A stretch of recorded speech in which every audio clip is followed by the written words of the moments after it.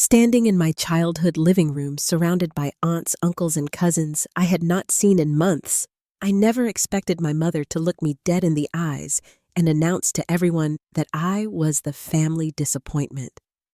The words hit like a slap across the face. 28 years old, successful marketing director homeowner, and apparently still not enough. But what my mother did not know was that I had discovered something that would change everything. The family secret I uncovered 3 weeks ago was about to turn this humiliation into her downfall. Hey everyone! Before we dive into this wild family revenge story, I want to know, where are you watching from today? Drop your location in the comments below. If you love dramatic family justice stories like this one, smash that like button and hit subscribe because trust me, what happens next will blow your mind. The revenge I served up was so sweet, even my harshest critics had to admit it was brilliant. Now let me tell you exactly how I turned my biggest family humiliation into the most satisfying victory of my life. 3 weeks before that devastating family gathering, I had been cleaning out my late grandmother's house with my cousin Jake. Grandma Rose had passed away 2 months earlier, leaving behind a lifetime of memories and a beautiful Victorian home that needed to be sorted through before the estate sale. My mother, Patricia Montenegro, had been acting strange about the whole process, constantly finding excuses to avoid helping with the cleanup. She claimed her back was bothering her, then said she was too emotional, then suddenly had urgent work commitments that kept her away. Jake and I were in the attic boxing up old photo albums and knickknacks when I found the metal filing cabinet hidden behind a stack of Christmas decorations. The lock was broken, and when I opened the top drawer, my blood ran cold. Inside were dozens of bank statements, legal documents, and correspondence that painted a horrifying picture of betrayal. My grandmother had been systematically transferring money to my mother for the past 5 years. Not small amounts either. We were talking about $200,000 in total. Bank statements showed monthly transfers of $3,000 to $4,000 going directly into my mother's personal account. But that was not even the worst part. There were forged documents showing that my grandmother had supposedly taken out a reverse mortgage on her house, something she had always sworn she would never do. I called Jake over, my hands shaking as I spread the documents across the dusty attic floor. "Look at this," I whispered, pointing to a particularly damning piece of evidence. It was a power of attorney document dated just 6 months before my grandmother's death, giving my mother complete control over her finances. But the signature looked wrong. I had seen my grandmother's handwriting thousands of times, and this was not it. "Madison, this is insane," Jake said, his face pale as he scanned through the bank statements. "Your mom has been stealing from Grandma Rose for years." The pieces started falling into place. My grandmother had been complaining about money troubles for the past 2 years, something that had never made sense to any of us. She had always been financially savvy, had a good pension, and owned her house outright. But suddenly, she was talking about having to cut back on groceries, skipping her weekly dinners out with friends, and even mentioning that she might have to sell some of her jewelry. My mother had positioned herself as the devoted daughter, constantly offering to help with bills and groceries. She would show up at family gatherings with stories about how she was sacrificing to take care of her aging mother, painting herself as the selfless caregiver, while the rest of us were too busy with our own lives to notice what was happening. But the truth was far more sinister. She had been manipulating my grandmother's fears about money, convincing her that her expenses were higher than they actually were, and then swooping in as the savior who could help manage her finances. The reverse mortgage documents were fake, designed to explain where the money was going if anyone ever questioned the depleted bank accounts. I found emails between my mother and some financial advisor I had never heard of discussing strategies for maximizing the estate transfer while minimizing tax implications. The clinical language made my stomach turn. They were talking about my beloved grandmother like she was just a resource to be extracted from. The most heartbreaking discovery was a handwritten note from my grandmother, tucked between some bank statements. In her shaky handwriting, she had written, "I do not understand why I am always short on money now. Patricia says it is normal for elderly people, but something feels wrong. I wish I could ask Robert, but he is gone now." Robert was my grandfather, who had died 10 years earlier. Jake and I spent the next 4 hours going through every document in that filing cabinet. We found evidence of forged signatures, fake medical bills that were supposedly draining my grandmother's accounts, and even a fraudulent insurance claim for water damage that had never actually occurred. My mother had been running a sophisticated financial abuse scheme, and none of us had suspected a thing. "We have to call the police," Jake said, but I stopped him. "Not yet," I said, my mind already working through a plan. "If we call the police now, she will just claim she was helping Grandma manage her money and that everything was legitimate. We need more evidence, and we need to be strategic about this." The family gathering was in 3 weeks. My mother had been planning this party for months, inviting extended family from across the country to celebrate what she called bringing the family together after our loss. She had positioned herself as the grieving daughter who was working hard to keep the family connected during difficult times. But I had a different plan. I was going to let her have her moment in the spotlight. Let her play the role of the devoted daughter one last time. And then I was going to expose her for exactly what she was, a thief who had stolen from her own dying mother. I spent the next 3 weeks carefully documenting everything we had found, making copies of all the documents, and quietly reaching out to my grandmother's bank and insurance company to verify the information we had discovered. Every piece of evidence I gathered made the picture clearer and more damning. My mother had no idea what was coming. She continued to play the grieving daughter, even asking me to help her plan the memorial slideshow for the family gathering. She wanted to include photos of her caring for my grandmother during her final years, images that now felt like evidence of her deception. The irony was not lost on me. She was about to humiliate me in front of the entire family, calling me a disappointment, while she was the one who had betrayed the person we all loved most. But her moment of triumph was going to be very short-lived. The family gathering started exactly as my mother had planned. She had transformed our childhood home into a shrine to our family legacy, with photo displays covering every surface and her carefully curated memorial slideshow playing on a loop in the living room. Relatives I had not seen in years were mingling over her homemade appetizers, praising her for bringing everyone together during such a difficult time. My mother was in her element, graciously accepting condolences and praise for being such a devoted daughter. She wore her grief like a designer outfit, perfectly tailored and strategically displayed. Aunt Carol was telling anyone who would listen how Patricia had sacrificed so much to care for Grandma Rose. Uncle Jim was nodding along, impressed by how well my mother was holding up under such emotional strain. "Patricia has always been the strong one in this family," I heard him say. "Even when things get tough, she finds a way to hold everything together." I watched from across the room, clutching a glass of wine and waiting for the right moment. The documents were in my purse, carefully organized and ready to present. Jake kept catching my eye from across the room, giving me subtle nods of encouragement. We had agreed that he would be my backup, ready to corroborate everything if anyone questioned the evidence. The moment came during what my mother called her family appreciation speech. She had gathered everyone in the living room, positioning herself in front of the fireplace, with Grandma Rose's portrait hanging behind her. She started by thanking everyone for coming and talking about how important family connections were during times of loss. "I know Mom would be so happy to see all of you here together," she said, her voice perfectly calibrated to convey just the right amount of emotion. She always said that family was the most important thing and that we needed to take care of each other no matter what. Then she shifted gears, and I could see what was coming. Her expression changed subtly, becoming more serious and disapproving. She looked directly at me across the room. "Of course not everyone in the family understands these values," she said, her voice carrying clearly to every corner of the room.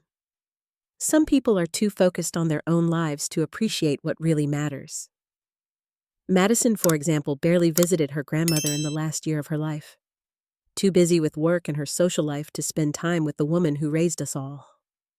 The room fell silent. I could feel everyone's eyes turning toward me, waiting to see how I would react to this public shaming. My cousin Sarah looked uncomfortable. Uncle Jim was frowning in my direction. Even Jake, who knew what was really coming, looked genuinely shocked at my mother's cruelty. "I have tried to set a good example," my mother continued, "showing what it means to put family first, to sacrifice for the people you love. But I am afraid that some people in this family are just disappointments, and there is nothing we can do to change that." The silence stretched for what felt like an eternity. I could hear the memorial slideshow still playing in the background, showing photos of my grandmother smiling at various family gatherings. The irony was overwhelming. I stood up slowly, reaching into my purse for the folder of documents. "You are absolutely right, Mom," I said, my voice steady and clear. "Some people in this family are disappointments. But I think you might be surprised to learn who those people actually are." I walked to the center of the room, positioning myself next to my mother in front of the fireplace. Everyone was watching intently now, sensing that something significant was about to happen. "Since we are all here together, talking about family values and taking care of each other, I thought this would be the perfect time to share something I discovered while cleaning out Grandma Rose's house." I opened the folder and pulled out the first bank statement. "Mom, can you explain to everyone why Grandma was transferring thousands of dollars to your personal account every month for the past 5 years?" The color drained from my mother's face. She opened her mouth to speak, but no words came out. The room was so quiet, I could hear the grandfather clock ticking in the hallway. "Maybe you can explain this power of attorney document." I continued, holding up the forged paperwork. "The one that gave you complete control over Grandma's finances, even though the signature does not match any other document she ever signed." Aunt Carol was staring at the papers in my hands, her mouth hanging open. Uncle Jim was looking back and forth between my mother and me, trying to process what he was hearing. "Or perhaps," I said, my voice gaining strength, "you could tell everyone about the fake reverse mortgage documents, or the fraudulent insurance claims, or the medical bills for treatments that never actually happened." My mother finally found her voice. "Madison, you do not understand what you are talking about," she stammered. "I was helping her manage her money. She was confused and needed assistance." "Confused?" I repeated, pulling out my grandmother's handwritten note. "She was confused because you were stealing from her. She knew something was wrong, but she trusted you. She trusted her own daughter." I read the note aloud, my grandmother's words carrying across the silent room like a ghost speaking from beyond the grave. When I finished, I could see tears in several family members' eyes. $200,000, I said, letting the number hang in the air. "That is how much you stole from your own mother while she was dying. $200,000 that should have been used for her care or saved for her grandchildren or donated to the charities she cared about. Instead, it went into your bank account while she worried about buying groceries." The accusations hit their target with devastating precision. My mother's carefully constructed facade was crumbling in real time. The devoted daughter persona was dissolving, replaced by the raw panic of someone whose deepest secrets had been exposed. "You have no right to go through private family documents," she said desperately, trying to regain control of the situation. "Those papers are taken out of context. I can explain everything." "Then explain it," I said simply. "Explain it to all of us. Explain it to Uncle Jim who helped pay for Grandma's groceries last year because she said she was having money troubles. Explain it to Aunt Carol, who bought Grandma's medications because she could not afford them. Explain it to your grandchildren who heard their great-grandmother worry about being a burden on the family. The room erupted. Family members who had been silent observers suddenly had questions, demands for answers. Uncle Jim was asking to see the bank statements. Aunt Carol was crying, remembering all the times my grandmother had declined invitations because she could not afford to participate. Cousin Sarah was staring at my mother like she was seeing a stranger. My mother tried to maintain her composure, but the evidence was overwhelming. Every document I presented painted a clearer picture of systematic financial abuse. The forged signatures were obvious when compared to my grandmother's real handwriting. The fake medical bills were for services that no one remembered my grandmother receiving. "This is elder abuse," Jake said quietly, but his words carried across the room. "This is a crime!" The family gathering had transformed from a memorial celebration into something much more serious. Phone calls were being made. Uncle Jim was already talking about contacting the police and the estate attorney. The evidence was too clear and too damning to ignore. My mother's reputation, built over decades of careful image management, was destroyed in a single afternoon. The woman who had just called me a disappointment was revealed to be a thief and manipulator who had preyed on her own dying mother. But as satisfying as this moment was, I knew it was just the beginning. The real consequences were yet to come. The aftermath of the family gathering was swift and decisive. Within hours of my revelation, Uncle Jim had contacted both the police and the estate attorney. The family WhatsApp group, which had been quiet for months, was suddenly exploding with messages as relatives processed what they had learned and shared their own memories of my grandmother's strange financial struggles. Aunt Carol was the first to reach out to me directly. She called that same evening, her voice shaky with emotion. "Madison, I feel terrible. I should have known something was wrong. Your grandmother was always so proud and independent, but these past few years, she seemed so worried about money." "None of us could have known," I told her, though I was still processing my own guilt about missing the signs. Mom was very good at manipulating the situation. "I want to help," Carol said firmly. "Whatever you need to make sure she faces consequences for this, I am in. Your grandmother deserves justice." Jake had stayed late after the party, helping me organize all the documents and plan our next steps.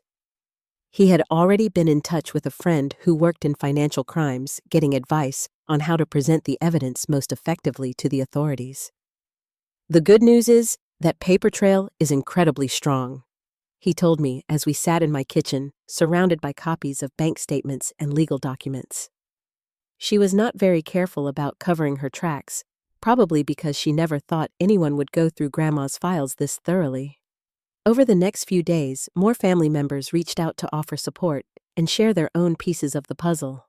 Cousin David remembered my mother pressuring him not to visit my grandmother too often because all the excitement was not good for her health. Aunt Susan recalled my mother specifically asking family members not to give my grandmother cash gifts for birthdays and holidays, claiming it confused her financially. The police investigation moved quickly once they saw the evidence.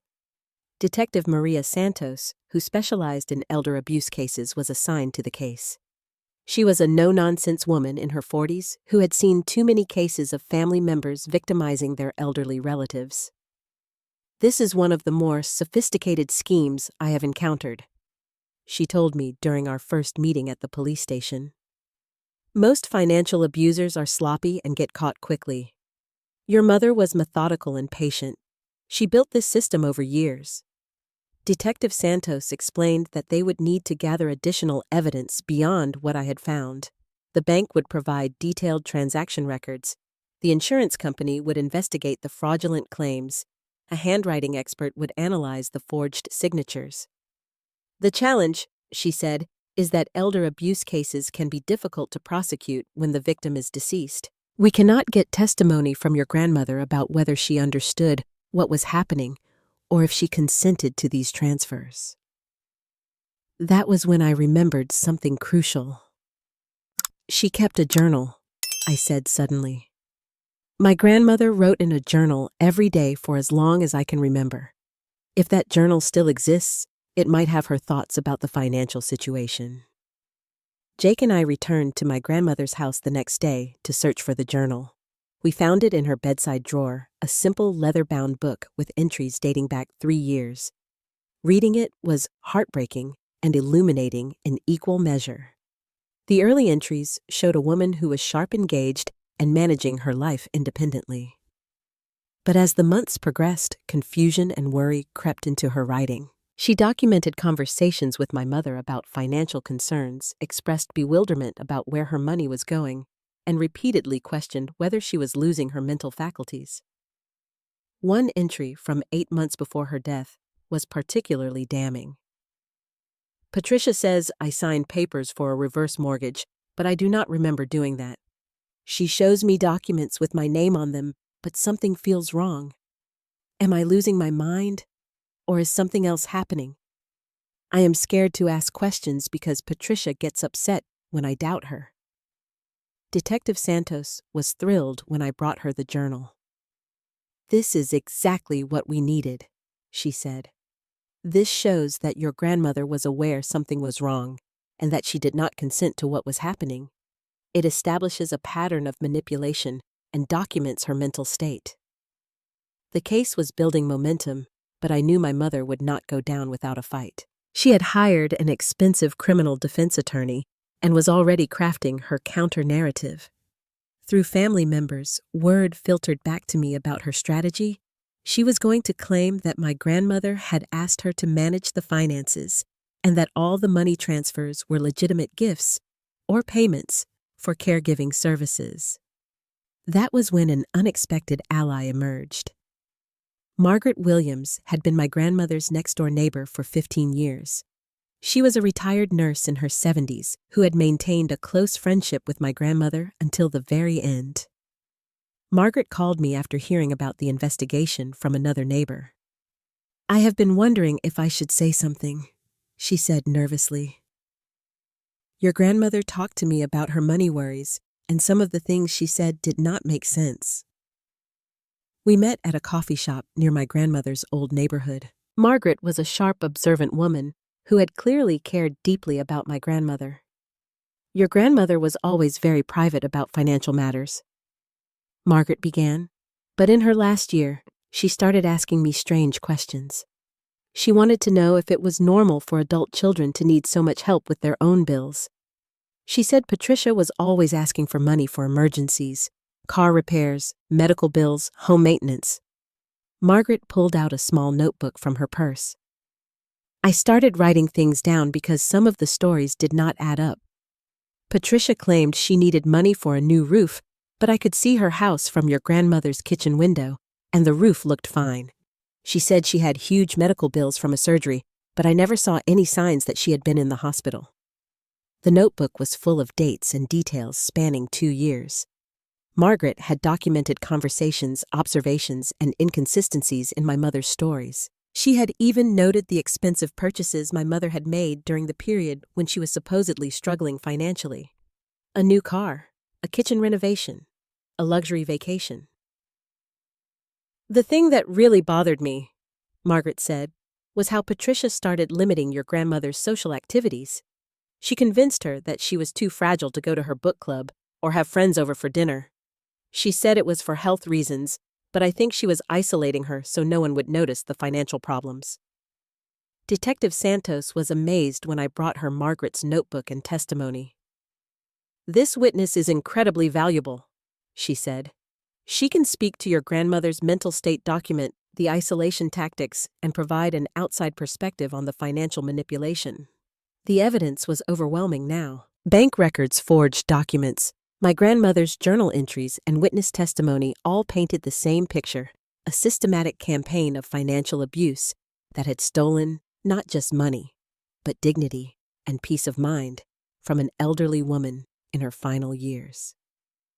But just as I was feeling confident about the strength of our case, my mother made a move that I had not anticipated.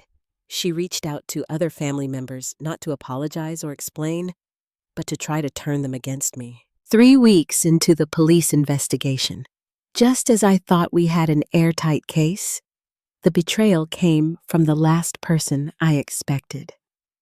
Jake, my cousin, who had been by my side since we discovered the documents in my grandmother's attic, suddenly switched sides. It started with a phone call from Detective Santos. Her voice was tense and concerned. "Madison, we need to talk. There has been a development in your case and it is not good news." I met her at the police station, my stomach churning with anxiety. Detective Santos led me to a small conference room and closed the door behind us. "Your cousin Jake came in yesterday with his attorney," she began. "He is claiming that you manipulated the evidence we found in your grandmother's house. He says you forged some of the documents and coerced him into supporting false accusations against your mother." The words hit me like a physical blow. I felt dizzy and had to grip the edge of the table to steady myself. "That is impossible. Jake was there with me when we found everything. He saw the documents with his own eyes. According to his statement, you had access to your grandmother's house for weeks before you called him to help with the cleanup. He claims you could have planted evidence during that time. He also says you pressured him to lie about what he witnessed and threatened to cut him out of the inheritance if he did not cooperate." I was speechless. The betrayal was so unexpected and so complete that I could not process it at first. Jake had been my closest ally, the one person who had seen everything firsthand and could corroborate my story. "Why would he do this?" I asked, though I was already starting to understand. Detective Santos looked uncomfortable. "His attorney mentioned something about your mother offering to settle some outstanding debts he had with the estate. Apparently, your cousin borrowed money from your grandmother over the years and never paid it back. Your mother is now the executor of the estate, and she has significant influence over whether those debts get forgiven or pursued." The picture became clear. My mother had found Jake's weakness and exploited it brilliantly. She had essentially bought his betrayal by threatening his financial security. Jake owed my grandmother over $30,000 in personal loans that he had never formalized or documented properly. With my mother now controlling the estate, she could either forgive those debts or demand immediate repayment. "This seriously damages our case," Detective Santos continued. "Jake was our key witness to the discovery of the evidence. Without his corroboration, your mother's attorney can argue that you fabricated everything." The next few days were the darkest of the entire ordeal. Local news had picked up the story of the elder abuse investigation, but now Jake's recantation was raising questions about my credibility. The family WhatsApp group, which had been supportive just weeks earlier, was now full of confused and conflicted messages. Some relatives were asking whether they had been too quick to believe my accusations. Others were wondering if family loyalty should have prevented me from going to the police in the first place. The unified support I had felt after the family gathering was fracturing. My mother was capitalizing on the confusion masterfully. Through intermediaries, she was spreading a new narrative. I was a vindictive daughter who had resented her close relationship with my grandmother and was now trying to destroy her reputation out of jealousy and spite.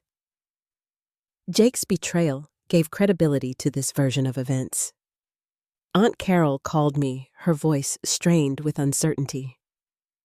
"Madison, I am so confused. Jake is saying you made him lie about what you found in the attic. Is that true?" "Carol, you know me," I said, trying to keep the desperation out of my voice. "I would never do something like that. Jake is protecting himself financially. Mom offered him a deal he could not refuse." But I could hear the doubt in her voice. "I just do not know what to believe anymore. This whole situation is tearing the family apart." Uncle Jim was even more direct when he confronted me. "Maybe we should drop this whole thing," he suggested during a tense phone call. Even if your mother made some mistakes with the finances, dragging this through the courts is going to destroy our family permanently." The pressure was overwhelming. I started to question my own memories and wonder if pursuing justice was worth the cost. My mother had managed to isolate me again, just as she had isolated my grandmother. The same tactics that had worked on an elderly woman were now working on the entire family. My work performance was suffering as I dealt with the stress and distraction of the legal proceedings. Friends were asking uncomfortable questions about why I was prosecuting my own mother. The case that had seemed so clear-cut just weeks earlier was now mired in doubt and family politics. The lowest point came when Jake's attorney filed a motion to dismiss all charges, arguing that the evidence was contaminated and unreliable. They claimed I had financial motives for making false accusations, pointing out that I stood to inherit more money if my mother was convicted and removed as executor of the estate. "They are essentially arguing that you framed your own mother for inheritance money," Detective Santos explained. "It is a compelling alternative narrative, especially with Jake supporting their version of events." I felt completely alone. The family members who had been so outraged by my mother's crimes were now questioning whether those crimes had even occurred. The evidence I had worked so hard to gather was being dismissed as fabricated. My own cousin, who had shared my shock and anger at discovering the financial abuse, was now actively working against me. That night, sitting in my kitchen, surrounded by legal papers and police reports, I seriously considered dropping the charges. Maybe Uncle Jim was right. Maybe preserving what was left of our family relationships was more important than pursuing justice for my grandmother. But then I remembered my grandmother's journal entries, her confusion and fear in her own handwriting.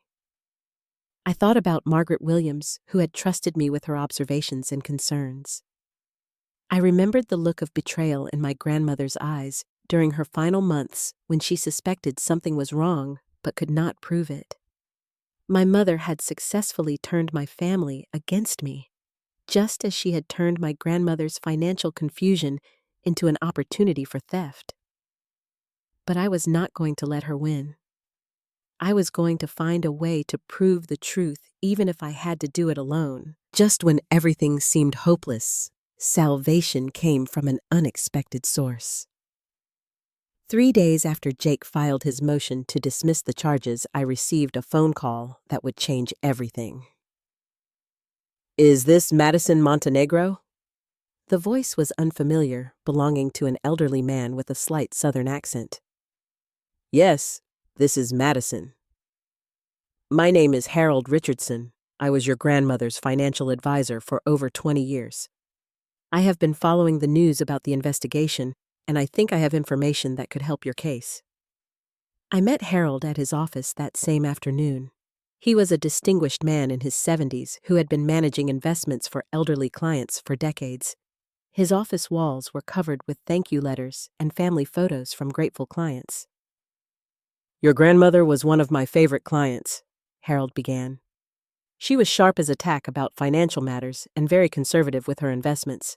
That is why I was so surprised when she started asking about liquidating assets 2 years ago." Harold opened a thick file folder on his desk. "Your grandmother called me multiple times asking about early withdrawal penalties from her retirement accounts and whether she could access her life insurance cash value. When I asked why she needed the money, she said her daughter was handling her day-to-day finances and had told her they needed to free up cash for medical expenses." "Did you meet with my mother directly?" I asked. "That is where things got interesting," Harold said. "Your mother came to my office with your grandmother about 18 months ago. She had a power of attorney document and said she needed to understand all of your grandmother's financial assets. I gave her a complete portfolio overview, including account numbers and balances." Harold pulled out a detailed financial report.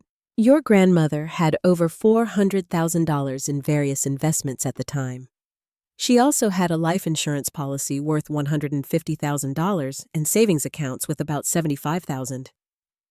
I stared at the numbers, my mind racing. But when she died, the estate was valued at less than 200,000 total. Exactly, Harold said grimly. Someone systematically liquidated her assets over the past 18 months. I have records of withdrawal requests that came through your mother supposedly on your grandmother's behalf. Harold showed me withdrawal slips and account closure forms all bearing my grandmother's signature. But he had something else that made his evidence invaluable. I always record my meetings with clients, he explained. It is a protection for both of us, especially when dealing with elderly clients and family members. I have recordings of every conversation I had with your grandmother and your mother. The recordings were devastating. In them, my grandmother sounded confused about why she needed to withdraw money from retirement accounts. She repeatedly asked my mother to explain the medical expenses that required so much cash. My mother's responses were vague and evasive, often redirecting the conversation or claiming the details were too complicated for my grandmother to understand. In one particularly damning recording from 6 months before my grandmother's death, my grandmother directly asked, "Patricia, I do not understand why I need to take money out of these accounts. Harold says there will be penalties. Can you explain exactly what these medical bills are for?" My mother's response was chilling. "Mom, you are getting confused again. We talked about this. The doctor said this kind of memory loss is normal for someone your age. You just need to trust me to handle these complicated financial matters." Harold had been uncomfortable with the situation, but had felt legally obligated to honor the power of attorney. "I wish I had done more to investigate," he said regretfully. "But your mother had all the proper documentation, and your grandmother seemed to defer to her judgment during our meetings." Detective Santos was thrilled when I brought her Harold's evidence. "This is exactly what we needed," she said. "These recordings prove that your grandmother was not participating in the asset liquidations and that your mother was manipulating her fears about memory loss." But Harold's assistance went beyond just providing evidence. He had contacts throughout the financial services industry and was able to help us trace what had happened to the money after it left my grandmother's accounts. "Your mother was not just stealing randomly," he explained during our second meeting. "She had a plan. The money from the retirement accounts went toward paying off her mortgage. The life insurance cash value funded her kitchen renovation and a luxury vacation to Europe. The savings account withdrawals covered her daughter's college tuition and her own credit card debts." Harold had done his own investigation after becoming suspicious about the pattern of withdrawals. "I reached out to colleagues at other financial institutions where your mother had accounts. The timeline of her major purchases and debt payments corresponds exactly with the withdrawals from your grandmother's assets." Armed with Harold's evidence and recordings, Detective Santos was able to get warrants for my mother's financial records. The paper trail was undeniable now.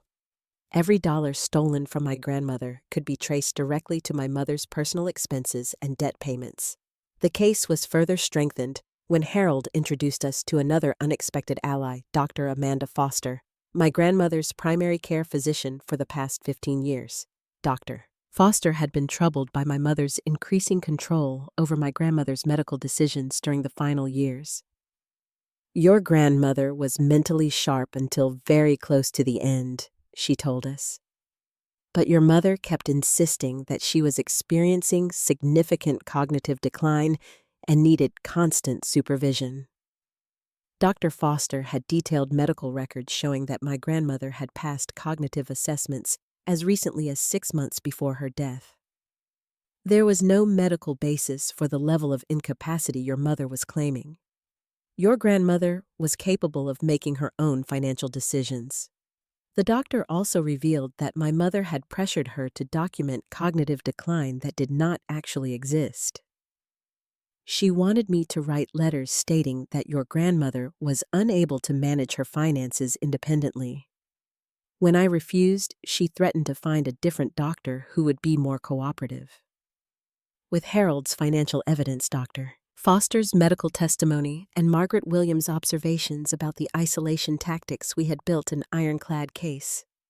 The prosecution now had evidence that my mother had systematically stolen over $300,000 from my grandmother while manipulating her fears and limiting her autonomy.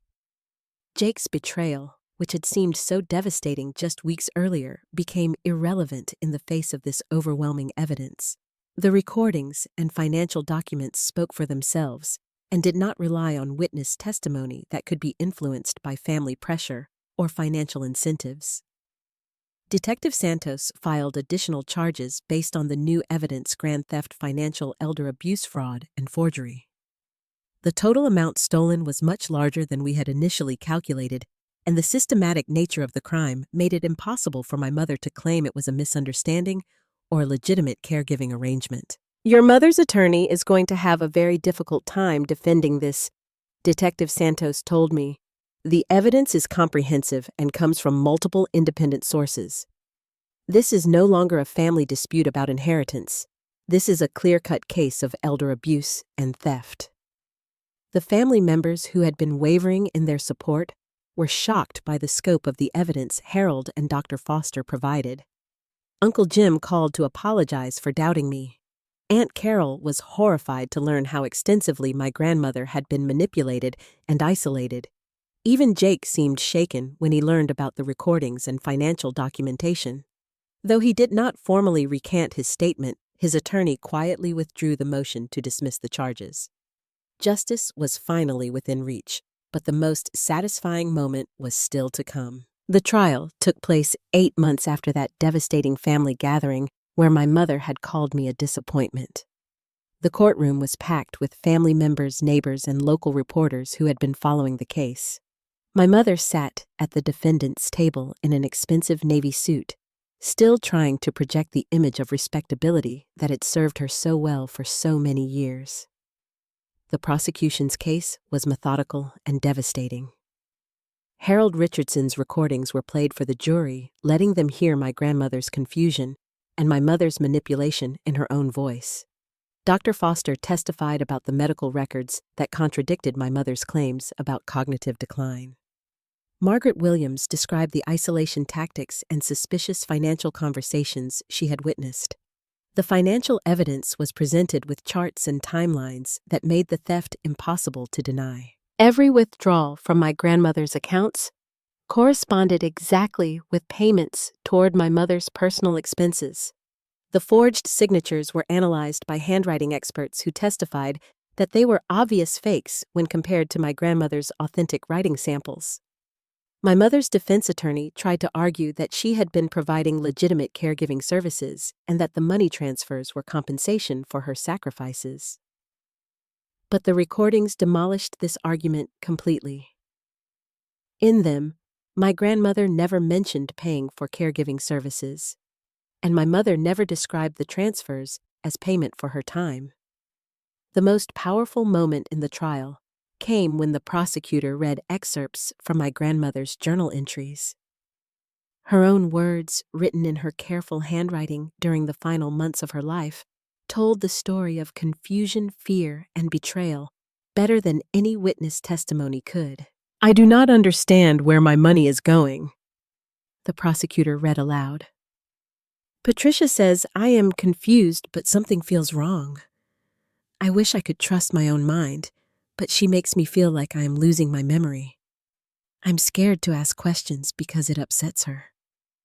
I watched the jury's faces as they heard these words. Several jurors were visibly moved by my grandmother's vulnerability and fear. The woman they were hearing about was not a willing participant in financial planning, but a victim of systematic abuse and manipulation. The defense's case collapsed completely when they tried to call Jake as a witness. Under cross-examination, he admitted that his recantation had been motivated by financial pressure from my mother.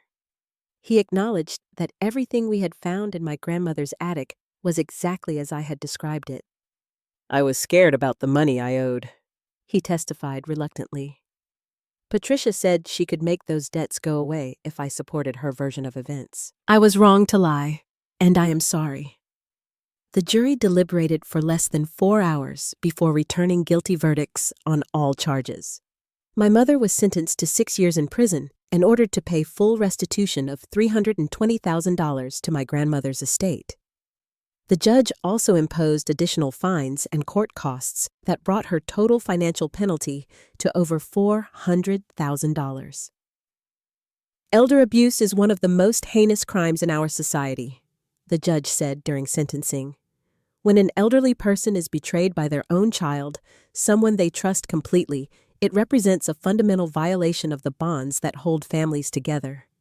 The defendant showed no remorse for her actions and continued to manipulate family members even after her crimes were exposed. The civil consequences were equally severe. I successfully sued my mother for the emotional distress and financial damages caused by her crimes. Her house was sold to pay restitution, and her retirement accounts were seized. The woman who had called me a disappointment lost everything she had stolen, and much more. But the most meaningful justice came in the form of family healing. The truth had set us free from my mother's manipulation and control. Uncle Jim became the new executor of my grandmother's estate, ensuring that her wishes were finally honored. Aunt Carol and I grew closer as we worked together to establish a scholarship fund in my grandmother's name for elderly care advocacy. Margaret Williams became like a second grandmother to me, sharing stories about my grandmother's life that I had never heard before. Dr. Foster helped me understand the medical aspects of elder abuse and connected me with support groups for families who had experienced similar betrayals. Even Jake eventually found his way back to the family after acknowledging his mistakes and working to make amends. The financial pressures that had made him vulnerable to my mother's manipulation were resolved through the estate settlement, and he became an advocate for elder abuse awareness in our community.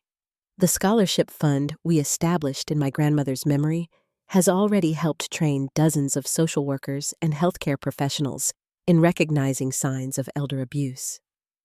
Her story, which began with manipulation and theft, has become a source of education and protection for other vulnerable seniors.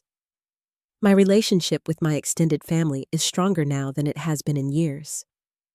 We learned that loyalty is not about protecting family members who do wrong, but about standing together for what is right.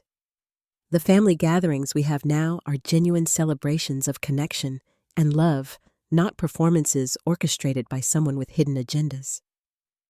Looking back on this entire experience, I realized that my mother was right about one thing: some people in our family were disappointments. But she was looking in the wrong direction.